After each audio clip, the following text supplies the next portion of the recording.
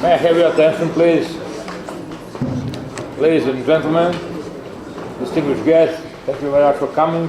I am actually privileged today by having this opportunity to announce today's lecturer, Mr. Shaul Ladany from Israel, Professor Emeritus at the University Ben-Gurion in Tel Aviv, State of Israel, and our guest from Color Press Group, Mr. Robert Choban, and Jenny Sedo from the Embassy of the State of Israel here. Thanks to them, this event is able to happen today. Actually, very happy and delighted by having this opportunity, and I'd like to tell Mr. Shaul Ladany, welcome to your home, Mr. Ladany, again, because Mr. Ladany, as you can see in his more than rich biography, was born in Belgrade and had interesting life, many things, brilliant sportsman, professor, and so many interesting events. He will tell us much more about that. I'd like to express our gratitude for this event to Color Press Group, and especially to Mr. Robert Choban, and to mention this time this Embassy of the State of Israel here in Belgrade. With that institution we used to have and still have, and we will have very good, profound cooperation for decades, bringing interesting, distinguished professors and people from Israel, and bringing relations between our two friendly people, Serbian people and Jewish people. I'd like to say just a few words about the audience today. Here are in the hall students of the Faculty of Political Sciences, University of Belgrade, and students of the Clemson University, South Carolina, 10 of them, who are guests here. And I'd like to, of course, to welcome, as I can see, our distinguished and very dear friends from Jewish community here in Serbia, in Belgrade. Thank you very much for coming. People from Diplomatic Corps in Belgrade. I can see the ambassador of the Republic of Croatia here. I can see now him. Welcome, Your Excellency. And a lot of journalists everywhere. I'd like to thank them for coming to record this very interesting enough. And I'm going, because this is not my show, I'm going to stop right here to say thank you very much for coming, and to give the floor to Mr. Robert Choban to say a few words before we finally hear our dramatis personae, Mr. Shaul Ladany. Thank you very much.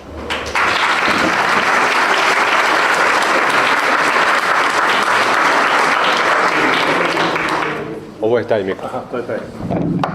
Pošto smo po dolasku gospodina Ladanija shvatili da on razume jako dobro srpski, samo malo teže govori, ja ću nastaviti na srpskom. Naime, pre nekih godinu dana sam na Wikipediji istraživao preživale veterane ratova, koji je najstariji rat koji ima živih veterana. Najstariji je španski građanski rat od ovih većih koji ima živih veterana, i naišao sam na jednu sekciju Holocaust Survivora i naišao na ime Shaul Ladany, kliknuo na Wikipediji na taj link i video zaista impresivnu biografiju, koja ima na Wikipediji samo stranicu na engleskom i na hibru, nema srpske stranice, iako je čovjek rođen u Beogradu. Googlao sam, video sam da nema nijednog teksta na srpskog o njemu, a ima biografiju apsolutno zaslužnog hollywoodskog filma. Par meseci kasnije razgovarao sam sa Jenny, mojom prijateljicom iz izraelske ambasade, i rekao da je bilo sjajno da takvog čoveka na neki način dovedemo u Beograd posle 70 godina, pre svega zbog Beogradskog maratona, da trči, to jest da brzo hoda na Beogradskom maratonu, što će se desiti upravo sutra. Oni su pronašli Šaula, Šaul je vrlo brzo odgovorio na mail, prekjuče je sleteo, odmah s aerodroma smo ga odveli u Beogradsku hroniku kod Rade. Tog momenta kad su ga ljudi videli i čuli na Beogradskoj hronici, mi smo sedeli u klubu književnika na večeri, na 2 minuta su zvonili telefoni raznih medija koji su želeli da ga intervjuišu, i kaže Jenny, imali su mnogi goste iz Izraela ovde, profesore, nikad nikojim povodom nije bilo ovoliko interesovanje kao za našeg dragog gosta Šaula, i evo, zaista sam srećan da u kombinaciji nas sa strane medija, Fakulteta političkih nauka, ambasade, grada Beograda, malo čas ga je primio gospodin Vesić, juče je bio u Olimpijskom komitetu, gospodin Maljković ga je primio, zaista da se mi u Srbiji u Beogradu pokažemo kao sjajni domaćini koji umeju da cene nekoga ko je ne samo njegov sugrađan, nego ima tako sjajnu biografiju. Sad ću predati reči Jenny. Hvala.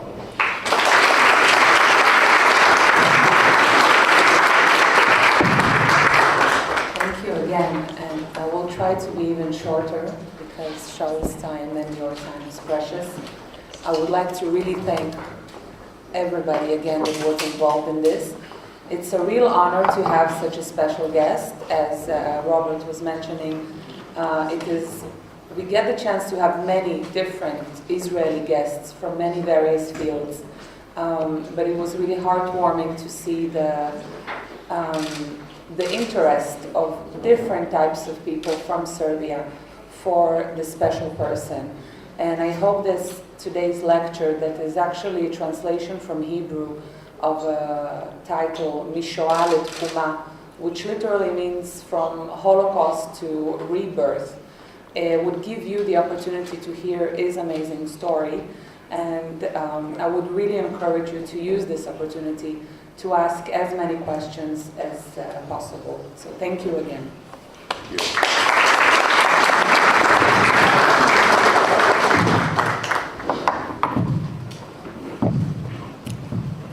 Dear audience, thank you very much for inviting me, and I hope that my lecture will meet a little of the exaggerated things that you have heard about me here previously. I will really tell briefly the major items in my life story. And obviously I did not order those events that shaped my life, but I had on one side the misfortune to encounter them, on the other side I went through them, and still I'm here. So you will hear that. I was born in Belgrade in 1936, on 6th of April 1941, when the Germans in the sudden attack of Yugoslavia started to bomb Belgrade. We had a house in Senjak and a modern villa in the from reinforced concrete, and the family entered the laundry room in the basement, and at once, what I remember, that huge noise, shock. My grandmother fell on me to protect me. The steel door was knocked out of its hinges, fell on her, but except of that, no real injury happened in the laundry room. A bomb, which supposedly should have been directed to strategic targets. I don't know why they saw that our villa is a strategic target. It entered diagonally from the rear, second floor, first floor into the basement. The people from the neighborhood considered our house the strongest, and found tried to hide from the bombing in the basement adjacent to the laundry room, and there the bomb entered there, several people were killed. My father was not with us. He at that time served already for 6 months as a reserve officer in the military on the Albanian front, there with the skirmishes with the Italians.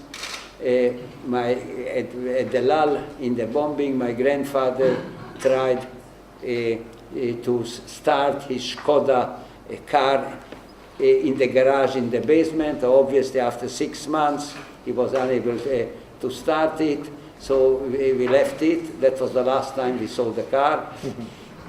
And we crossed a plain, and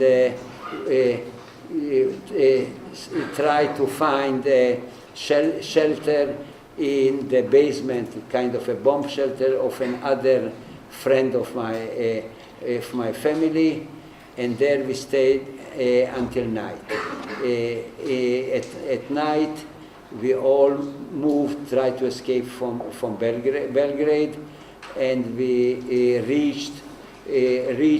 I walked, age 5, and then they took me also on the hand, and we reached Sremčica, where for money we got the right to stay in a barn. Together with us was our Serbian maid and a Tot nanny. For those that are from United States, Tots were a German tribe that settled in the area several hundred years ago. And after about a week or so, maybe 10 days, when there was no more noise coming from Belgrade, we returned to Belgrade and went to my father's office, patent attorney's office. My father was a chemical engineer, a patent attorney, and also either the president or the vice president in the engineering cameras chemical section. We went to his office in Brijanova ulica, which is the name, the street exists.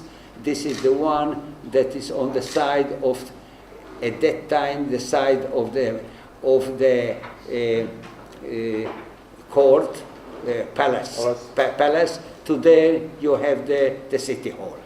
Anyhow, they waited, probably waited what I would say in theatrical term for Godot, for my father to arrive. My father, then when the country surrendered to the Germans and the military disintegrated, rode on his horse as much as north, as much as it was possible, until the horse couldn't move. Then bought civilian clothes from a peasant, because already I assume they heard what happened in Holland, in Poland, obviously, and in Holland, and in France, and they were afraid that if Germans catch them in an officer's uniform, then they immediately imprison them, and if they are Jews, in the worst case, so I would say the highest chances are that they will be killed. With some luck, they will be imprisoned. So he got some slowly some lifts with various cars until he got to Niš. Niš at that time already the train started to move toward Belgrade, and he and people like him, they were on the train, but they were afraid that when they arrived to the Belgrade railway station, the Gestapo will wait for them, and based on their intelligent faces, they will immediately start to interrogate them, find out those that are non-Jews will be, and officers imprisoned, Jews killed. So when the train just before entering the railway station, at a curve in the line where the train slowed down, they all jumped out of the train. They were a little hurt, but nothing serious happened. My father arrived to our villa, which was half in ruin, started to cry, so he thought he lost his family. but a neighbor told that we are alive in his office because of a night curfew. He stayed there. In the morning, he got to the office, and the family united. At that time, already you had posted on the walls of Belgrade, and I have a copy of such poster. Announcements printed. The poster was printed on 16th of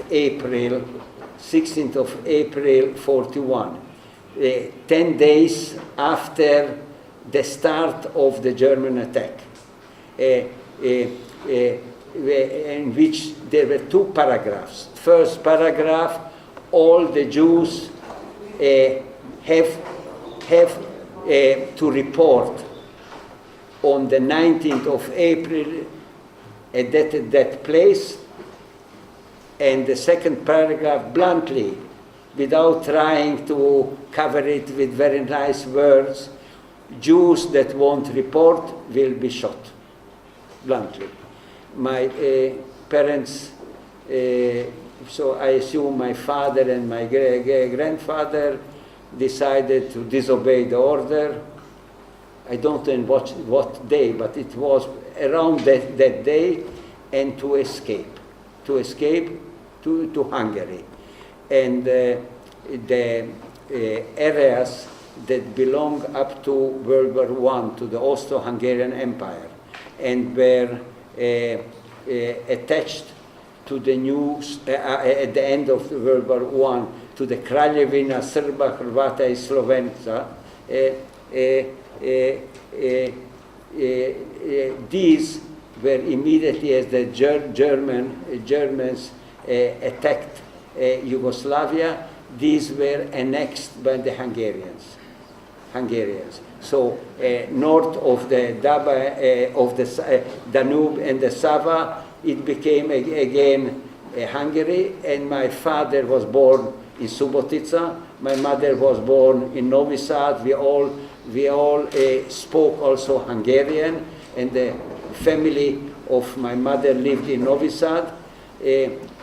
So we sought to find a refuge there. But there was a risk, not only of the Germans seeing that we are trying to escape, but after crossing the Danube, not on the bridges were all destroyed, but on barges or boats, that the border guard on the now Hungarian side will obviously interrogate everybody, and finding out that we are Jews, either kill us there or just return us to the Germans, and which would have been the same.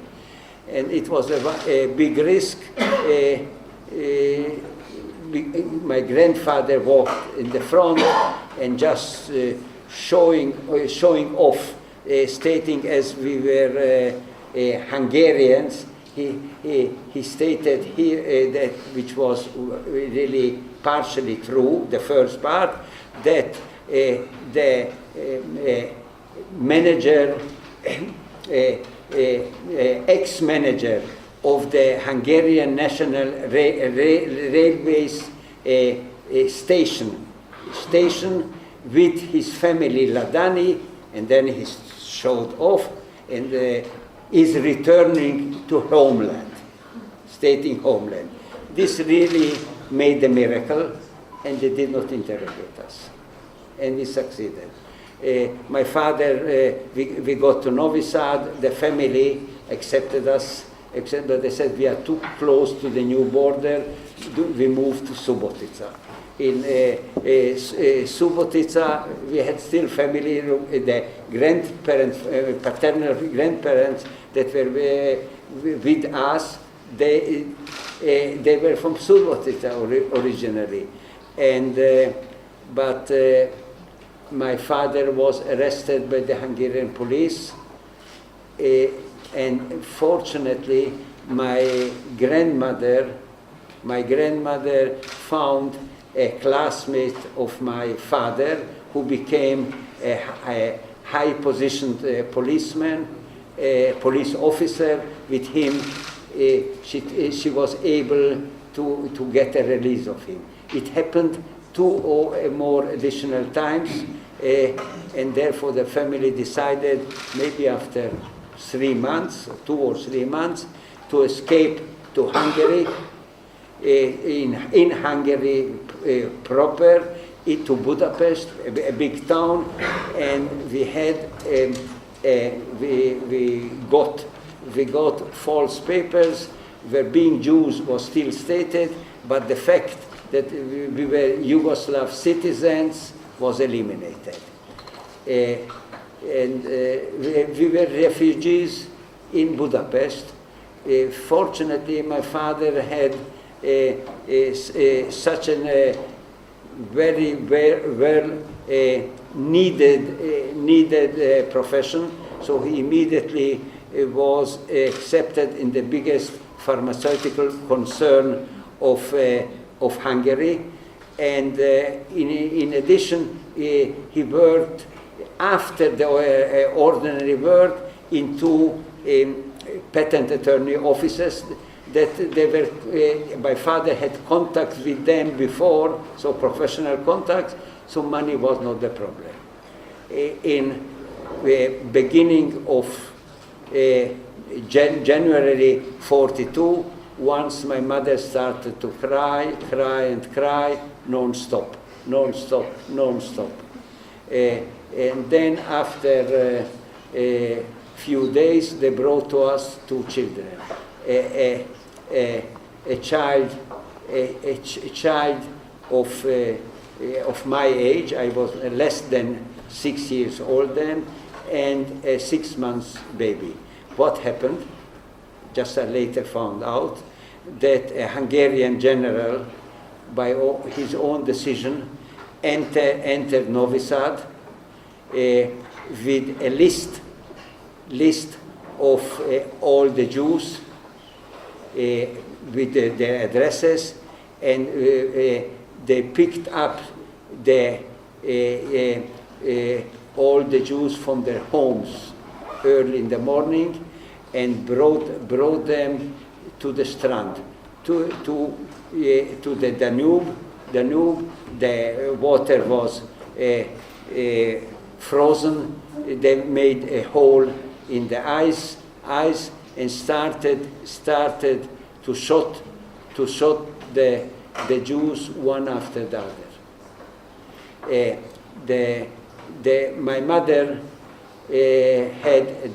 My mother was one girl out of 5 daughters that my grandfather had. 2 of them lived also in Novi Sad, married to 2 brothers. They took the whole family. We initially knew that they have hidden the children at home and were not taken. In regard to one of the children, the 6-month baby, there is a story that the mother, so my aunt, took her with them there, and since they were in a row waiting to be shot to death, the mother passed the baby back and back and back. Anyhow, the killing continued for a very long time, and the news about the massacre reached a Hungarian parliament member, a nobleman by title, Graf Bajci Zielinski. He went to the leader of Hungary, Horthy, and demanded that the killing should be stopped. And Horthy has sent 2 high-ranking officers to Novi Sad. At that time, the Hungarians had the name Újvidék, and ordered, they brought the order to stop the killing. When the order arrived, at that time, close to 2,000 of the Jews were murdered there. My maternal grandparents were already there in the road to be killed. And the order arrived and saved them. It did not save them forever. They were later killed in Auschwitz, gassed to death in Auschwitz. Anyhow, they found the children. And after a few days, with some Gentile person, they brought the children to us in Budapest. By the way, we heard that the same, later on, that the same Hungarian general also caught later on the spot and in the streets some Serbs, those that were considered communists, and so on, and also Jews on the streets. So they killed those 2. So today they think that in that Novi Sad razzia, close to 4,000 people were killed. Anyhow, the children arrived to us. The one that was 6 months old knew what happened. Close to 6 months old. After a few days, a cousin of my mother that was childless asked the permission of grandfather to try to adopt her, and she went there. They survived. She's today a doctor, physician, and living in Paris with an ex-Israeli. The 6-month-old baby, the family decided not to tell her what happened. Legally, they adopted her and told, I was a small child, not to tell her. We never told her. Nobody told her. Only after that, my father died in Israel, and she was at that time about 23 years old, after military service, already a student in the Israeli, at the Hebrew University in Jerusalem, and she heard various rumors that she misinterpreted them. Only then it was the real story told to her, and she remained my sister until today. We are daily speaking. We stayed in Hungary. By the way, we got some of the grandfather later on sent us some of the furniture that remained from the family that was murdered there, and we used it there. Something connected to this that later in the story. Anyhow, we lived relatively well financially in Budapest, except they tried several times to take my father to forced labor, Hungarian forced labor.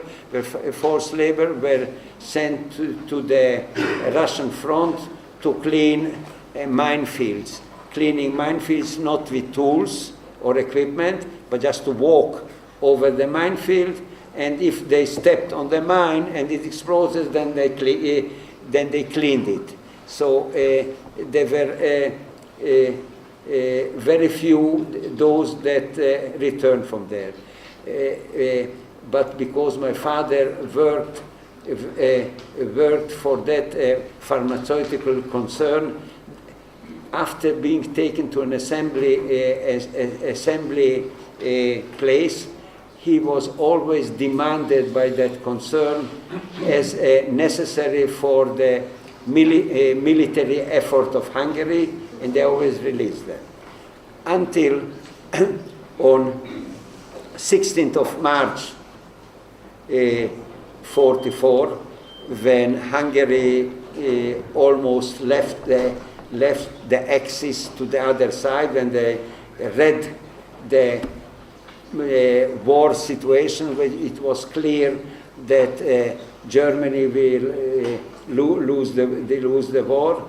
Then the Germans entered Hungary. Really not many in military terms, but mainly the troops of Eichmann to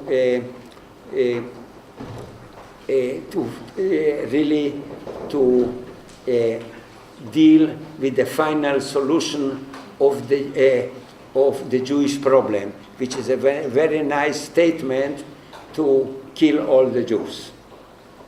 And then my parents tried to hide the children. They have put me in a monastery, and my two sisters, I had a bigger sister also, to hide them with various Gentile friends, until the bombs, Allied bombs, started to fall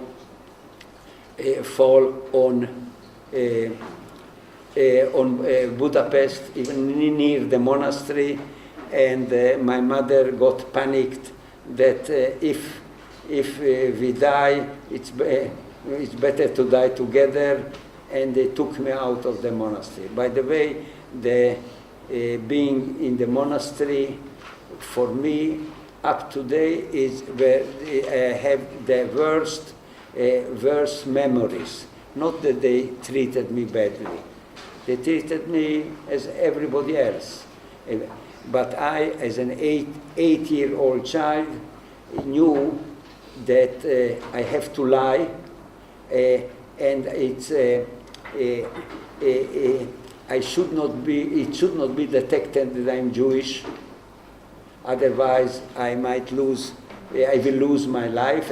I will be killed, and I did not know how to behave. I did not know how to behave. They said that they're going to a mass in a chapel. I did not know how to behave in a chapel. And I was scared to death that I will be detected, also in the bathrooms and so on. And finally, it's difficult to imagine how a small child, what a fear it is that he will be detected and killed. And the priests behaved very well, but I was in constant fears until I was taken out. Then German officers came to our apartment and said, "You have 2 days to move to the ghetto Budapest," and pointed on the furniture, those that we got from the ants that were killed and their family, the beautiful pieces. This remains here, this remains here, this remains here. And obviously we moved to the ghetto, everything remained there. After the war, one of my maternal grandmother found some pieces of that furniture, and we got them back. It arrived to Belgrade, and my parents took them to Israel in 48. Anyhow, and today some of it is in my house. Sorry.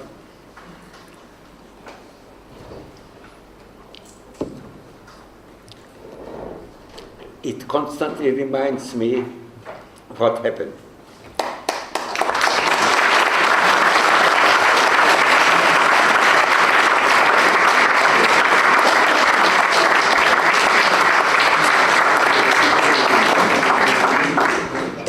then we were taken to Bergen-Belsen concentration camp. We stayed there over about 6 months, half a year. Cold, hunger. It was not a death camp, an extermination camp, although later on over 60,000 of the Jewish inmates died there from hunger and from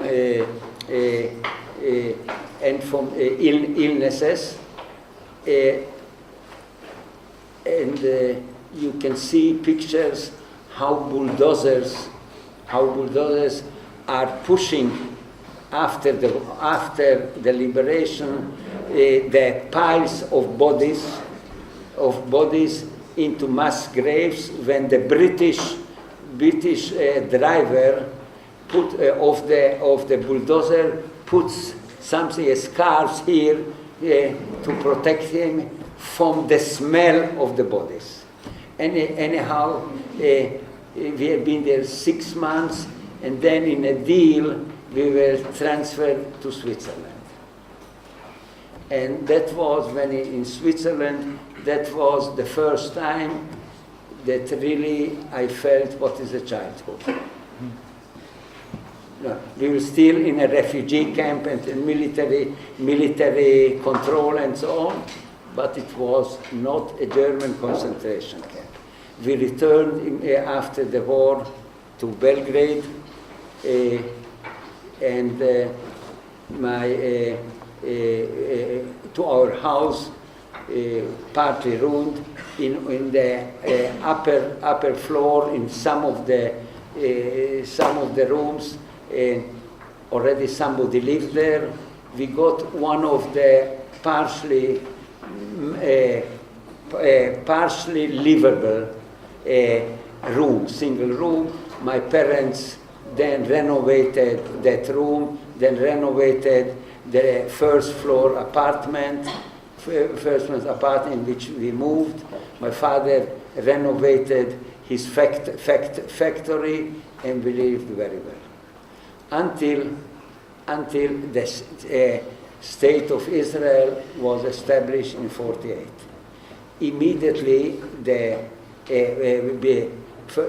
Immediately, most of the Jews, not all, but most of the Jews that went through the Holocaust, for them, the experience of the Holocaust was enough to want to move to a Jewish state. And so here first, Tito did not want to allow the Jews to emigrate to Israel, but he had, as you probably, most of them, except the American students, you know, he had one of his best friends who was his second in command of the partisans against the Germans, and after that they succeeded to liberate themselves from the partisans, Tito made him the speaker of the Yugoslav parliament, and he was Moshe Piade, a Jew. And he convinced him to let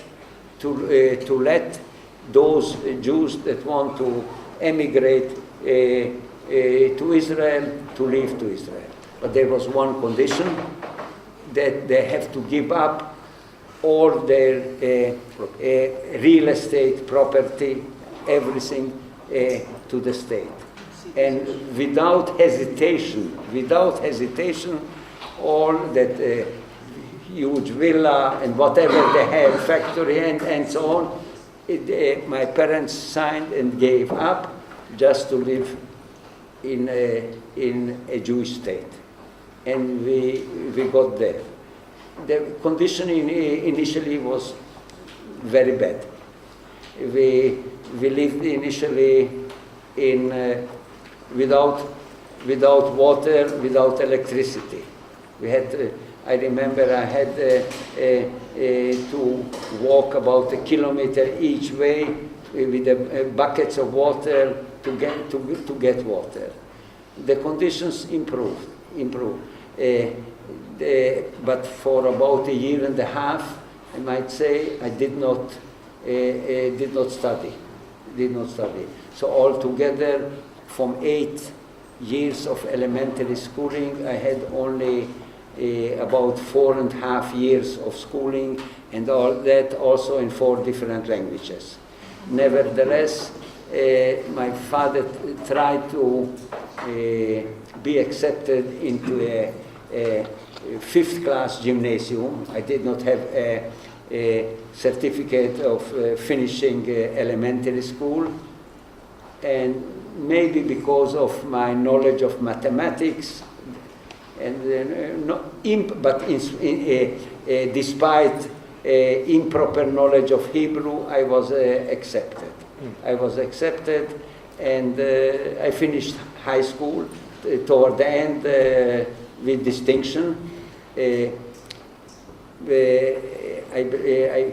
want to say that my father had at one point a little satisfaction for losing his villa in Belgrade, that he hired the same architect that designed his house in Belgrade, also a Jewish, that also immigrated to Israel, to design his new, much smaller house. And he designed the house, and by starting 54, in 56, the family entered a new house, a real new house, designed by the same architect. And if you would look on the house even today, it looks very, very modern. Very modern, in such way when from the embassy they sent me to Google that they made a photograph, and they did not believe that the house, because they believe it's a new house. And I said, oh, exactly as my father in the mid-30s built it. Anyhow, the Holocaust really had a certain impact on me. I don't know what type of impact. And not a psychologist, and even when they say, I know it's not necessarily that they know what they're saying, or it's based. I always have set a goal, one goal just ahead in my life to fulfill it.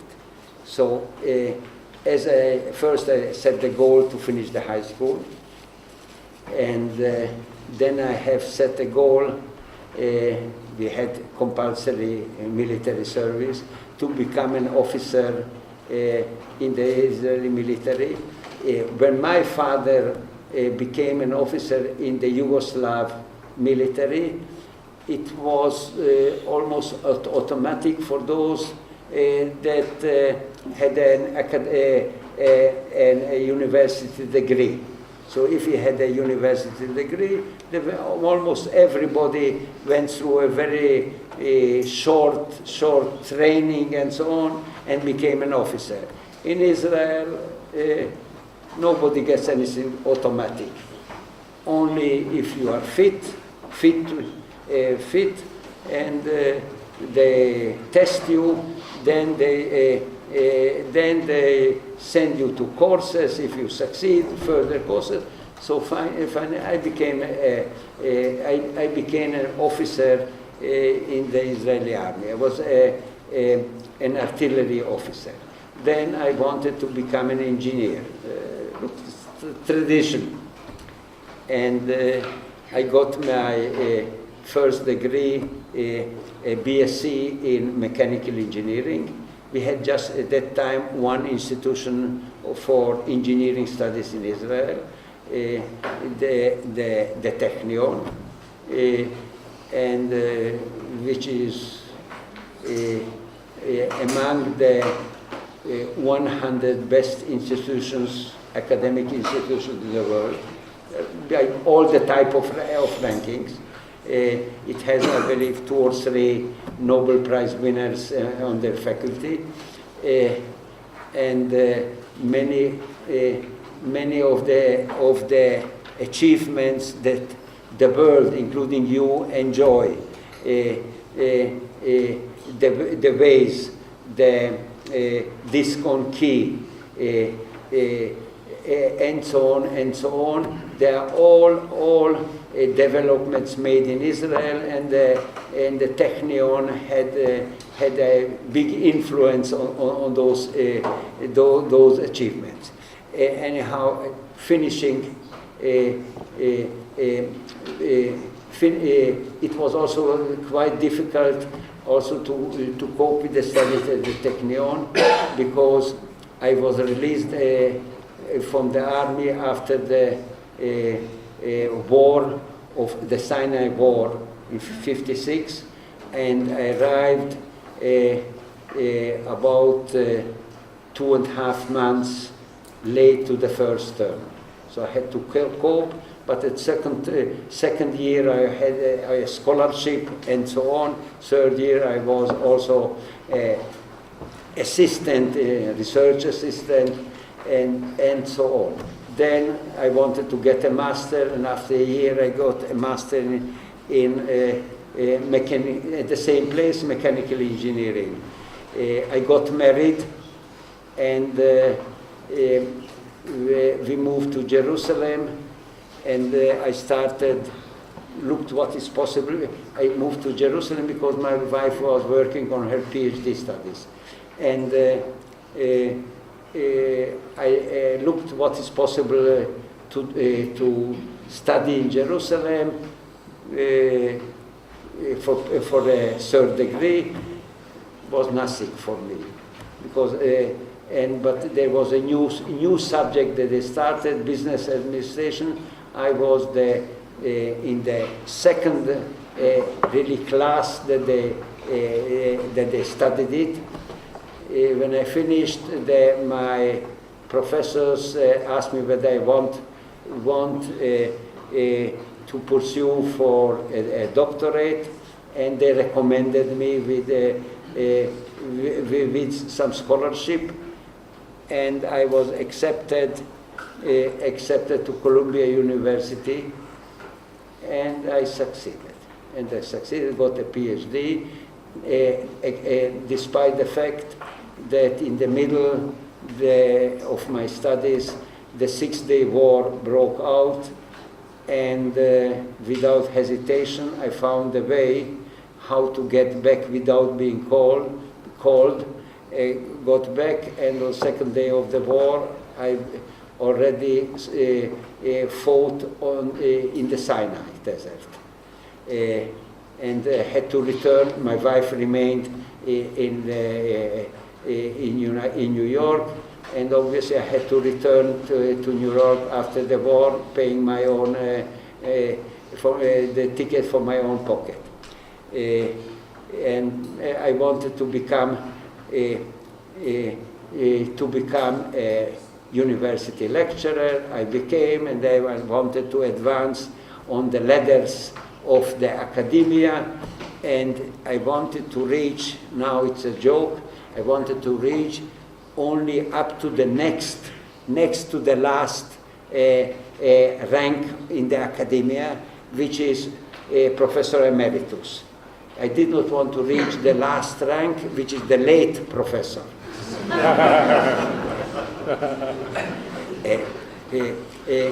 Anyhow, I managed to publish over 120 scientific articles, publish books. I was the chairman of many conferences, and after I retired, I got in Israel a Life Achievement Award in Industrial Engineering. But this is a part of the story, because in parallel with my academic activity, I was engaged also in sports. So really people said that I lived two type of lives. I devoted my time to academia as it would have been my only interest in life, and succeeded in it. At the same time, I devoted the same effort to sports, which I loved, as a real amateur. It started in sports, I would say in the military, although I very little type of physical activity and even running I have done during the high school years. But really, after finishing my master's degree, only then I started a very active and with full effort of in my sports activity in relatively late age. So in 1962, first time I became a champion, Israeli champion in 3,000 meters walk. Although already in 56, I was one of the 10 runners that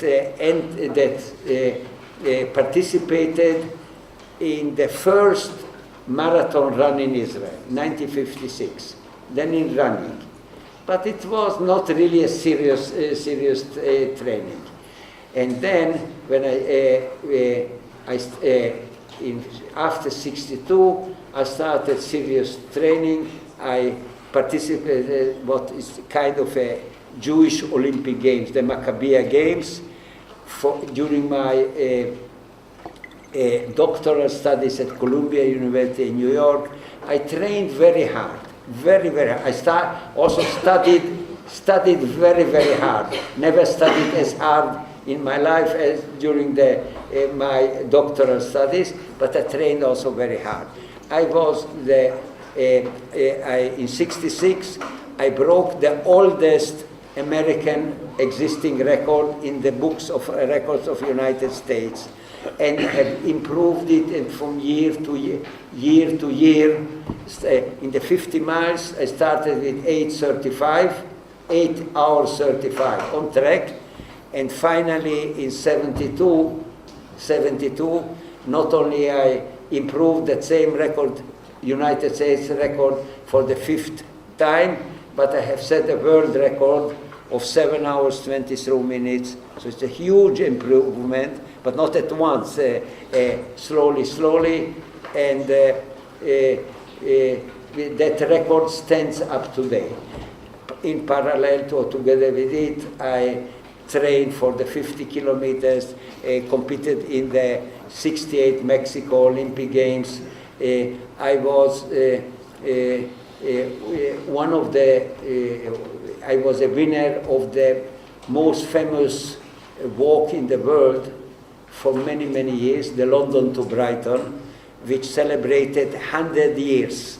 100 years of they had competitions.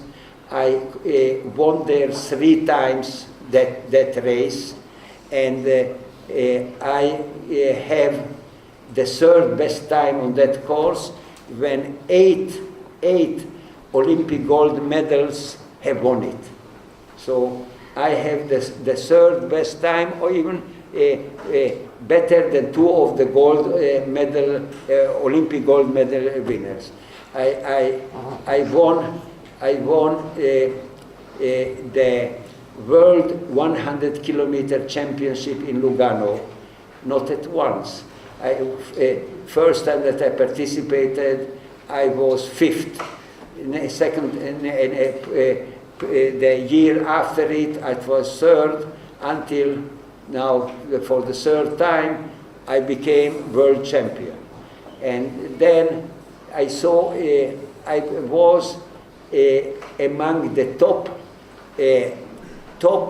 long distance ultra long distance walkers in the world for several years, winning championships, national championships. And I'm not speaking just about in Israel, in Belgium several times, in Switzerland, in South Africa, and the United States.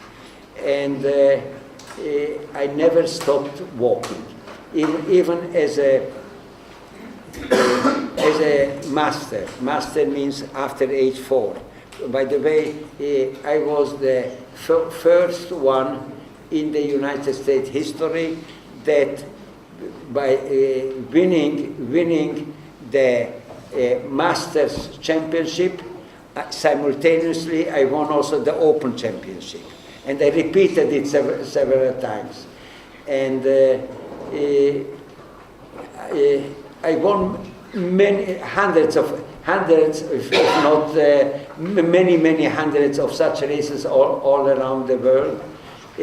Even as a Masters, I participated in the World Track and Field Championship when I was age 41. I won 2 events. They had the 5 kilometer and the 20 kilometer walk, winning them with championship records.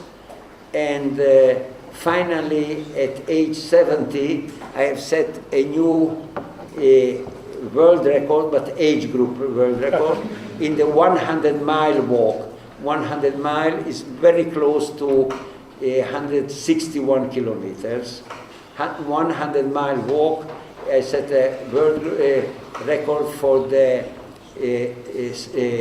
70 plus age group. I set it in the United States. It also stands still today. And I'm still walking, but unfortunately from year to year I'm getting slower.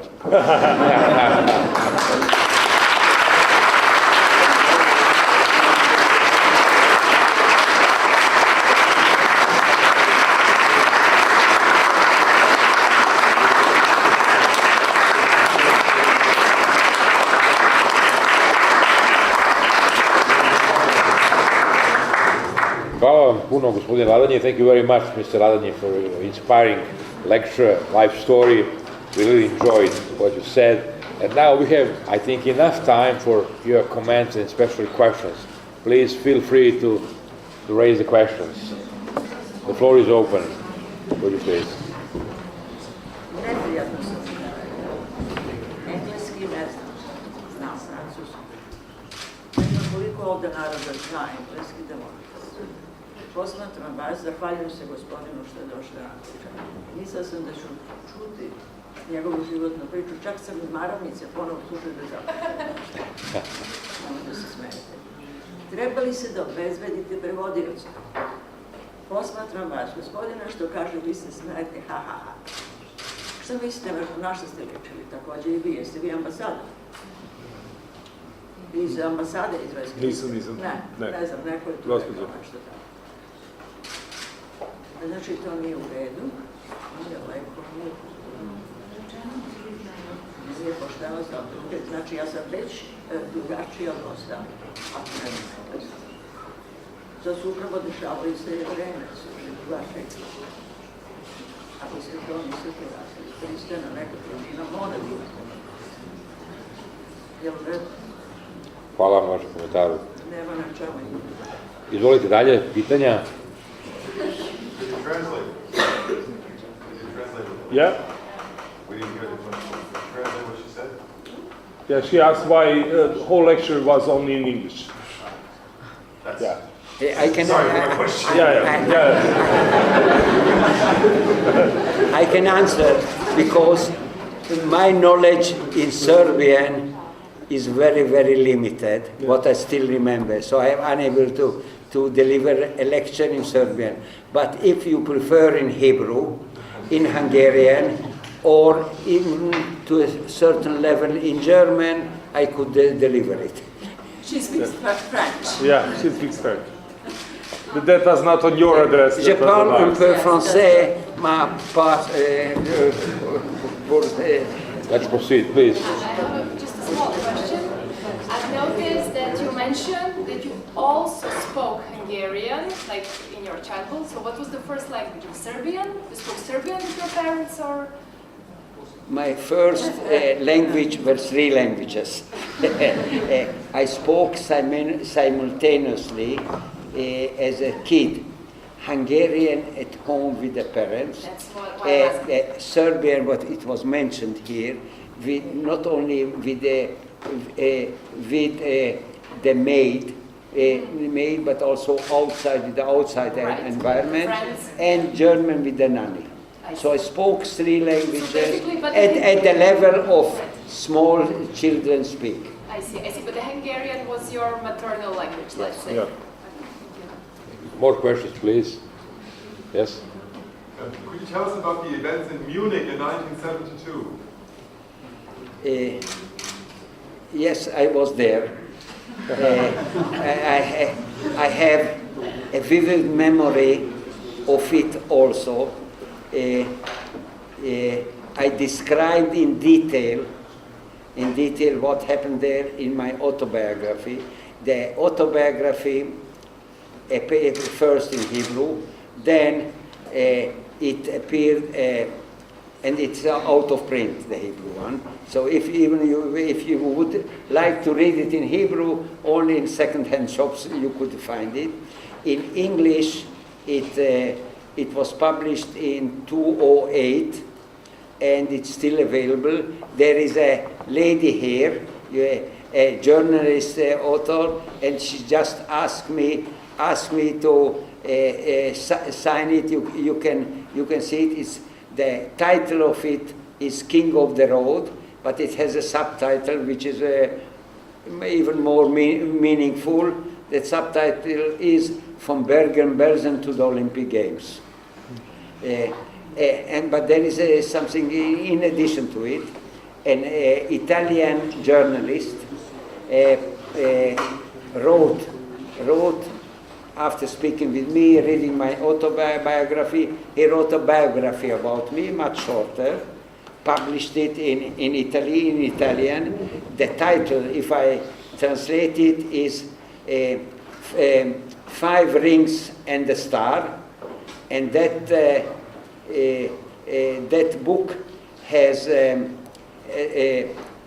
was awarded a prestigious award in Italy as the best sports book in that year, which was maybe 4 or 5 years ago. So you can read it there in detail. Now I assume that I cannot speak in an hour, but so therefore, and very briefly, I can tell you that the Israeli team stayed in its compound in Connolly Street, 31, in 5 adjacent apartments, each apartment of 2 stories high with an inner spiral staircase, and the terrorists attacked apartment number 1 where the coaches stayed. Not only Israeli coaches, it included Israelis that were officially invited by the Olympic Committee to serve as referees in the Olympic Games. But they stayed with the Israeli team. So they were in apartment number 1.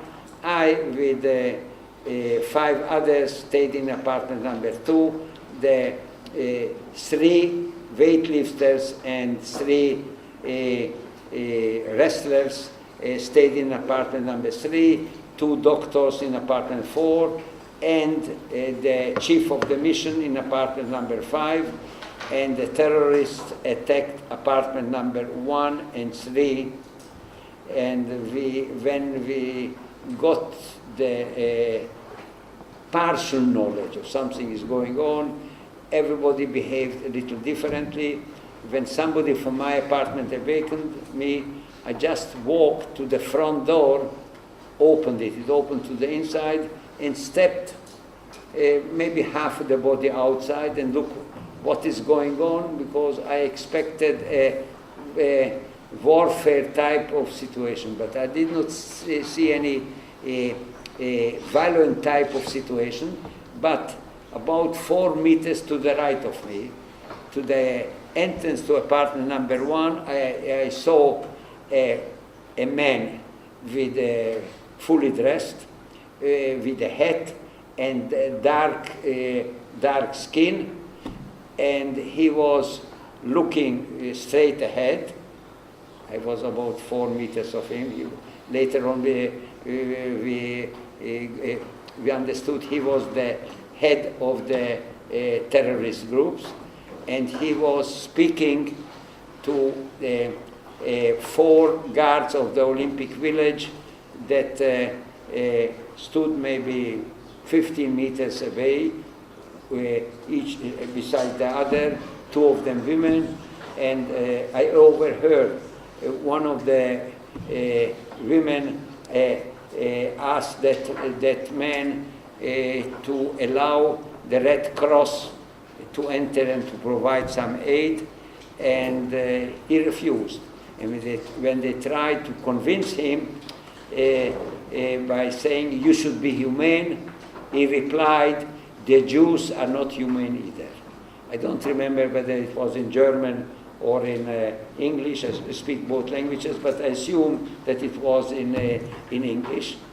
And then I understood something, that something happened, and I retreated into the apartment, closed the entrance door, went up to the 2nd floor from the inside. All the rest of my apartment already there, assembled, fully dressed. And when I asked what happened, then they pointed through the window on the floor in front of the entrance to apartment number 1 on a dark spot, and they said that is from the blood of the coach. They may mention the name, that his body was laying there and the body was already taken. So somebody said, "Oh, probably those Arabs will try to kill us also. Let us get out of the building." We all descended on the staircase to the rear bedroom on the 1st floor, which was my bedroom, and I was still in my pajamas, and the rear wall was a sliding glass door, and somebody opened it, stepped on the terrace, and looked left and right, and in zigzags over the lawn ran away. I was then starting to dress my training suit over my pajamas, and as I finished dressing up both pieces, I noticed all the 5 others in my apartment disappeared in the same way. And then I left the apartment. Instead of leaving the building, I walked on the rear side of the building of those terraces until apartment number 5 to warn the chief of the mission. And with the chief of the mission, I'm not entering details, we left the building. So apartment number 2 was not attacked. For many, many years, I thought, people told me, you had a luck, and I believed that I was lucky, until finally it came to my mind that was a part of the planning of the terrorists, and they needed intelligence initially to perform the terrorist act, where to go exactly, and they found, there was a way to find out that in apartment number 2, there were also with me 2 marksmen, and it was possible to know that the way of life in the Olympic village was so that marksmen were allowed, they did not have to, but were allowed to take with them to their rooms their arms and their ammunitions. So knowing that, the terrorists probably did not want to face armed resistance in apartment number 2 by people that have arms, that have ammunition, know how to handle their arms, and they are very good at hitting the target exactly. So therefore they were afraid of being hit or getting that armed resistance, therefore did not attack apartment number 2. That's theory. Nobody knows exactly. And also very few facts are known. The rest what is published are all various imaginary stories all over based on some of the facts. And there are many movies. There is a little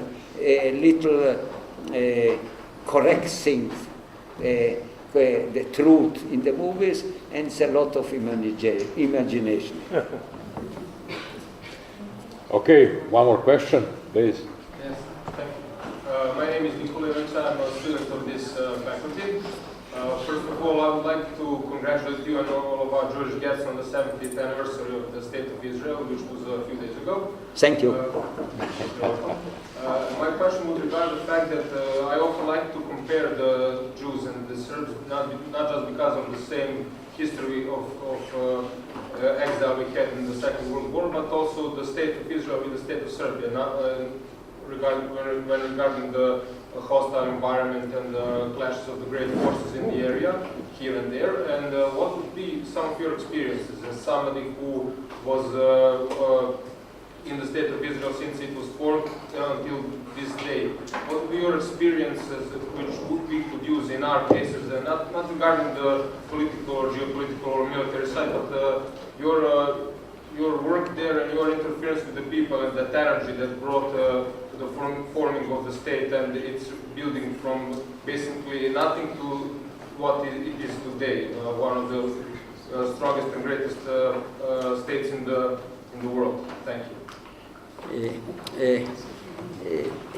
In your question first, thank you. There are many questions, and I'm not an expert, probably on none of those fields, but I would say that success depends. First, generally, you have to rely on yourself.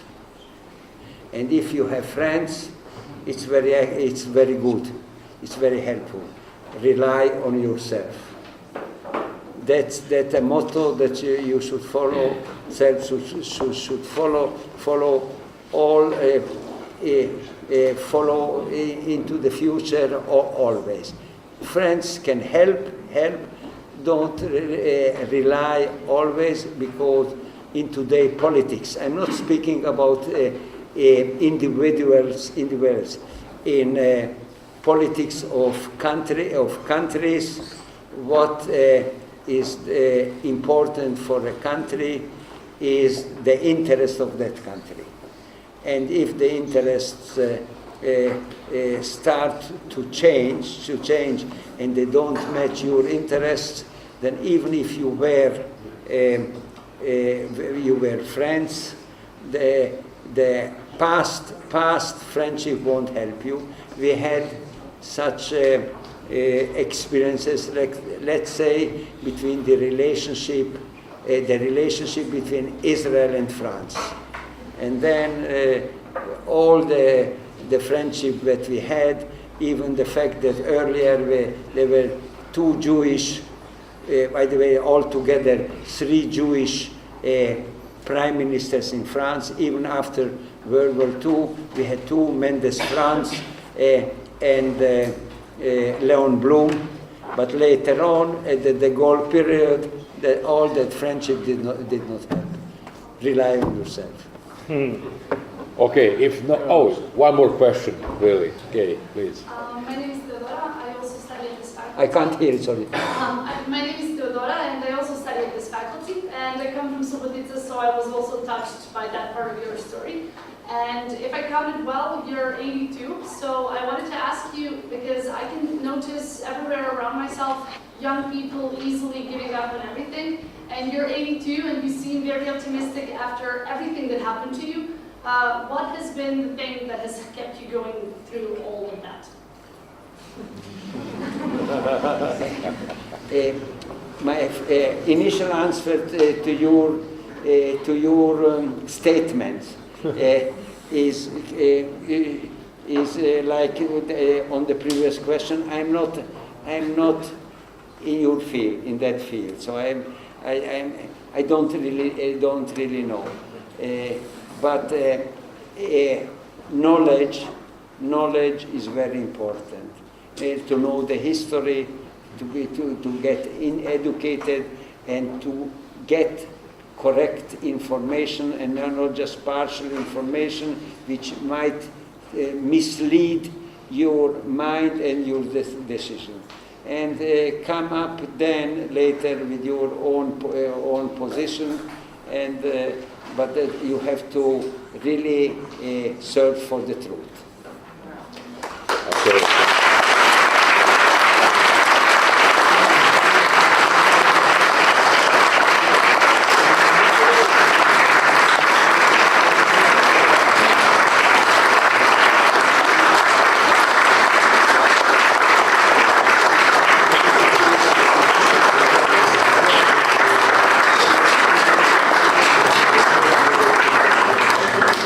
Thank you very much. Thank you, Mr. Ladany. One more time. Thank you all. Okay.